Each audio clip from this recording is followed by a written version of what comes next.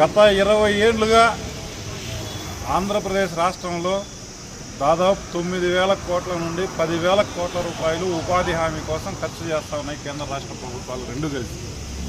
అయితే ఈరోజు కేంద్రంలో ఉన్నటువంటి నరేంద్ర మోడీ ప్రభుత్వం మహాత్మా గాంధీ ఉపాధి హామీ చట్టాన్ని వీబీజీ రామ్జీగా మార్చేసి 60% నిధులు కేంద్ర ప్రభుత్వం భరిస్తుంది, 40% రాష్ట్ర ప్రభుత్వం భరించాలని చెప్పి నిర్ణయం చేసింది. ఆ నిర్ణయంలో భాగంగా రాష్ట్ర ప్రభుత్వం దగ్గర మా దగ్గర డబ్బులు లేవని రెండు ప్రభుత్వాలు కలిపి 800 కోట్ల రూపాయలు మాత్రమే మేము ఖర్చు చేస్తాము, అంతకంటే చేయలేమని చెప్పేటటువంటి పద్ధతుల్లో వ్యవహరిస్తూ ఉన్నాయి. అంటే ఈ డబ్బుల్లో జిల్లా అంతా కలిపినా కూడా రాష్ట్ర వ్యాప్తంగా ఒక జిల్లాకి కేవలం 9,000 పని దినాలు మాత్రమే కల్పించేదానికి అవకాశం ఉంది ఆ డబ్బులతో.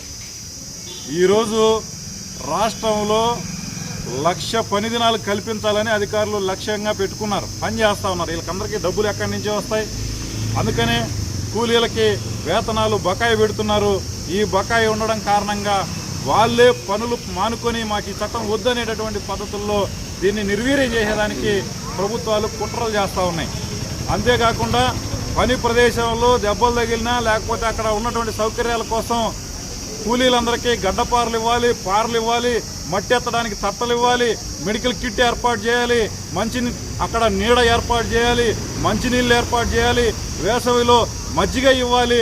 ఇవన్నీ కూడా ఉండాల్సి చట్టంలో రూపొందించబడి ఉన్నా వాటిని ఇవ్వకుండా మీ కర్మకు కూలీల కర్మకు వదిలేస్తూ మీరే గడ్డపారలు తెచ్చుకోండి, మీరే పారలు తెచ్చుకోండి అని చెప్పేటటువంటి నిర్లక్ష్య ధోరణితో ఈరోజు ప్రభుత్వం అధికారులు వ్యవహరిస్తూ ఉన్నారు.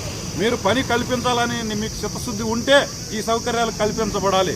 పని చేసిన దానికి వారం వారం స్లిప్పులు ఇవ్వాలి. ఏ రోజుకి ఎంత వేతనం పడతా ఉంది, మీరు ఆ వారంలో ఎన్ని రోజులు పని చేశారు, మీకు ఇంత వేతనం వస్తుందని చెప్పి ఆ కూలీకి తెలుసుకునేటటువంటి హక్కు ఉంది.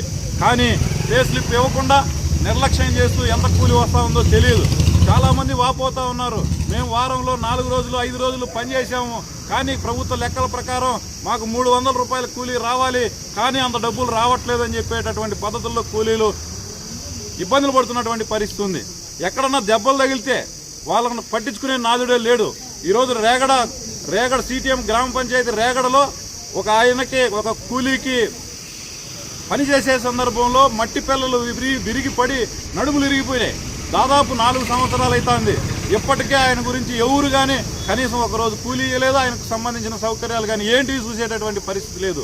ఈ విధంగా జరిగితే ఉపాధి హామీ కూలీల పరిస్థితి ఏంటి? అందుకని వాళ్ళకందరికీ కూడా గ్రూప్ ఇన్సూరెన్స్ ఏర్పాటు చేయాలని 10 లక్షల రూపాయల నష్టపరిహారం